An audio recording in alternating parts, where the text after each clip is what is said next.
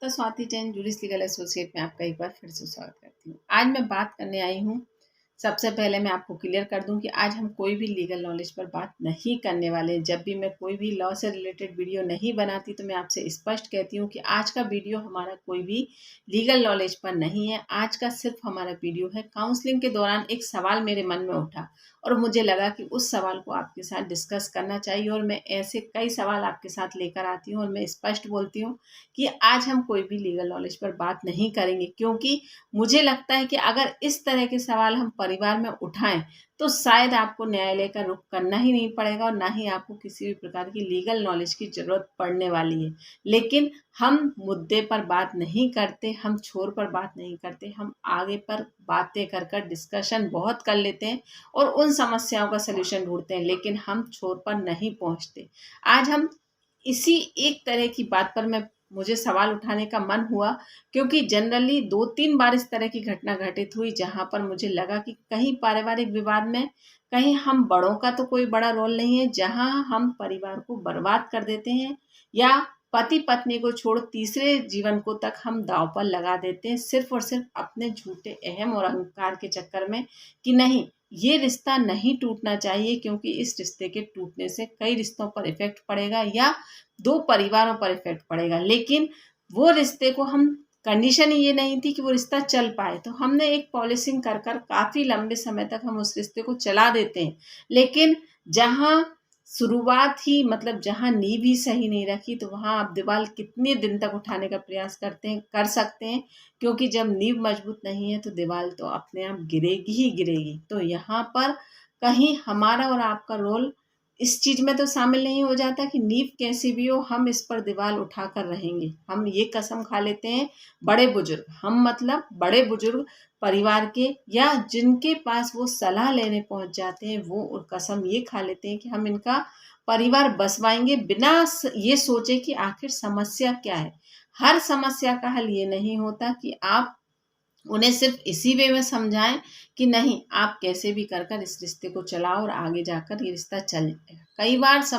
कई बार कोई रिश्ता ऐसी परिस्थिति में भी होता है कि जहां उस रिश्ते का चल पाना संभव नहीं है, लेकिन हम अपनी मेंटलिटी ये बनाकर बैठ जाते हैं कि नहीं, आजकल के बच्चों में सहनशीलता नहीं है, दोनों लड़ते झगड़ते हैं, कैसे भी कर कर हम पॉलिसिंग कर कर उस रिश्ते को चलवा देंगे तो ये रिश्ता चल जाएगा। लेकिन जब घाव ऐसा है कि उसका भर पाना संभव नहीं है तो वो धीरे धीरे कर बढ़ेगा ही।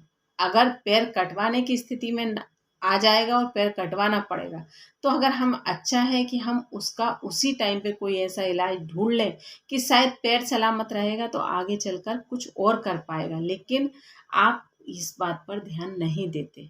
ये सवाल है कि जहां पति पत्नी का वाद विवाद होता है और वो कभी परिवार के सदस्यों की मदद लेते हैं, तो परिवार के सदस्यों में ये कहकर उस रिश्ते को जोड़ने का प्रयास किया जाता है कि अभी आपके विवाह को इतना समय हुआ है, अब आपका एक आध बच्चा हो जाएगा तो आपका परिवार संभल जाएगा, पति पत्नी का प्यार बढ़ जाएगा और ये रिश्ता चल जाएगा। ये सवाल, ये बात आपने कई लोगों के मुंह से सुनी होगी और मैंने तो सुनी है, और मैंने तो जनरली ये 2-3 बार काउंसलिंग के दौरान ये स्थिति हुई कि जब मैं उस काउंसलिंग में छोर पर पहुंची कि आखिर जब इतने समय से आपके बीच में वाद विवाद हो रहा था, तो आप शादी के इतने दिन बाद तलाक की अपील लगाने क्यों आए। तो पता चला कि उस घर के बड़े बुजुर्गों ने ये सलाह दी थी।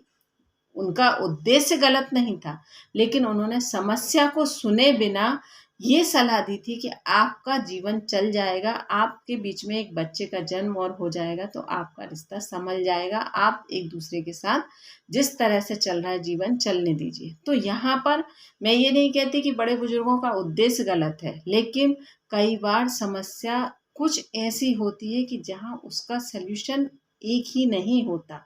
तो यहाँ पर आपको उस समय पे उस समस्या को सुनना चाहिए। आज तक मुझे ये बात समझ में नहीं आई कि जहाँ पति पत्नी के बीच में विवाद हो रहा है, वहाँ आपका ये सल्यूशन दे देना कि आप दोनों धीरे धीरे कर कर उस रिश्ते में आगे बढ़ेंगे, आपके बीच में बच्चा आएगा तो आप उस रिश्ते में कंफर्ट हो जाएंगे, आपका उस रिश्ते में चलना संभव हो जाएगा। जबकि परिस्थितियां इस तरह से हैं कि लड़का एडल्ट्री में है, लड़की एडल्ट्री में है, या लड़का ड्रिंक करता है, या लड़की को अपने पीहर से ज़्यादा लगाव है, तो आप इस तरह की परिस्थितियों को, मतलब ऐसे कई कारण हैं जो हम इस पे डिस्कस भी नहीं कर सकते वीडियो में। तो ऐसी कई परिस्थितियां होती हैं कि जहां आप पक्षकार की बात ना सुनकर आप उन्हें ये सलाह दे देते हैं। मैं ये नहीं कहती कि बड़ों का डिसीजन गलत है या सलाह गलत है, लेकिन समझना तो चाहिए कि उस रिश्ते की परिस्थितियां क्या हैं। आखिर वो दोनों आप तक ये बात लेकर पहुंचे हैं, तो कोई बात तो ऐसी होगी। जनरली पति पत्नी कभी भी अपने पर्सनल लाइफ को किसी के सामने डिस्कस क्यों करेंगे, और अगर वो परिवार का सपोर्ट ले रहे हैं तो आपको भी बैठकर ठंडे दिमाग से सोचकर उस चीज़ का सल्यूशन वैसा देना चाहिए, ना कि ये सोचकर कि ये लड़का मेरा है या लड़की मेरी है तो हमारा लड़का गलत नहीं हो सकता या हमारी लड़की गलत नहीं हो सकती। और अगर आप वहाँ पर सल्यूशन देते हैं तो दोनों को एक दूसरे के साथ वक्त गुजारने का, समय व्यतीत करने का, एक दूसरे से बातें करने का, एक दूसरे की लाइफ को डिस्कस करने का मौका देना चाहिए, ना कि आप यहाँ पर प्रैक्टिकल बात समझें। तो अगर दोनों के बीच में एक बच्चा जन्म लेगा तो दोनों एक दूसरे को समय कम दे पाएंगे कि ज़्यादा दे पाएंगे, क्योंकि उनकी रिस्पॉन्सिबिलिटी अब और बढ़ जाएगी। अब वो उस समय अवधि में ज़्यादा अटेंशन एक दूसरे को नहीं दे पाएंगे, क्योंकि नेचुरल है, प्रायोरिटी बच्चा होगा। तो यहाँ पर उनका जो स्पेस एक दूसरे में से था वो स्पेस डे बाई डे बढ़ जाएगा। तो यहाँ पर आप प्रैक्टिकल उस बात को समझकर उनको सलाह देंगे तो कहीं उनका परिवार बसने की स्थिति में आएगा।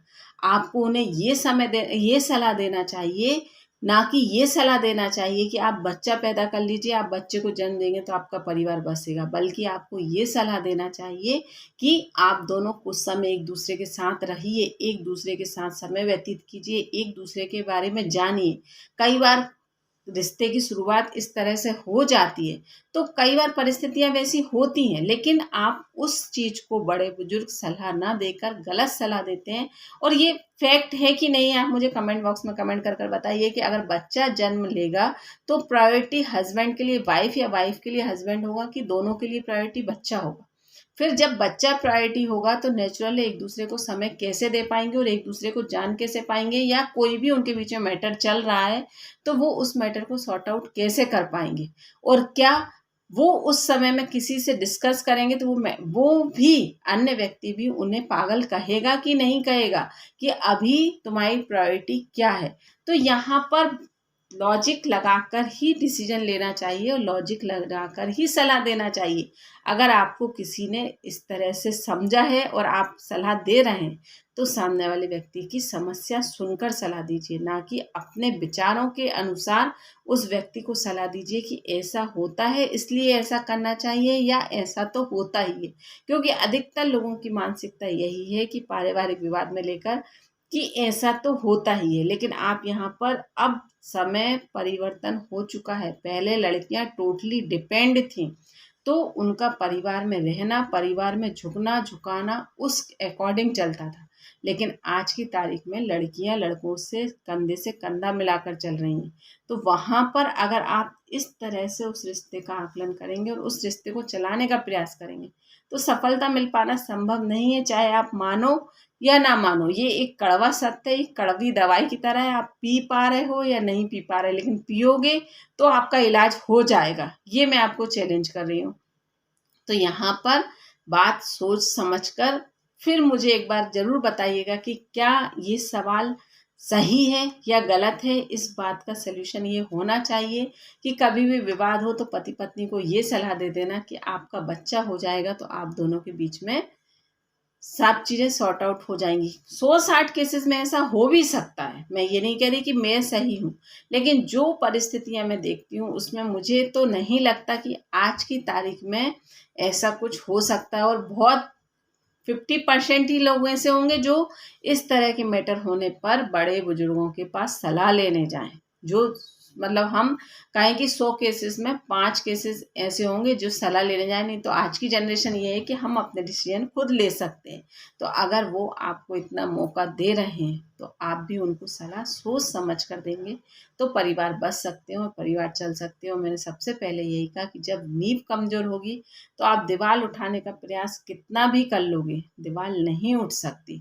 तो यही रिश्ते की भी बात समझिए कि अगर रिश्ता दिल से नहीं जुड़ेगा, दिमाग से जुड़ेगा तो कहीं ना कहीं या हर बार विवाद होंगे, हर बार टकराव होंगे और कहीं ना कहीं 2 जीवन के साथ हम तीसरे जीवन को भी बर्बाद कर देंगे।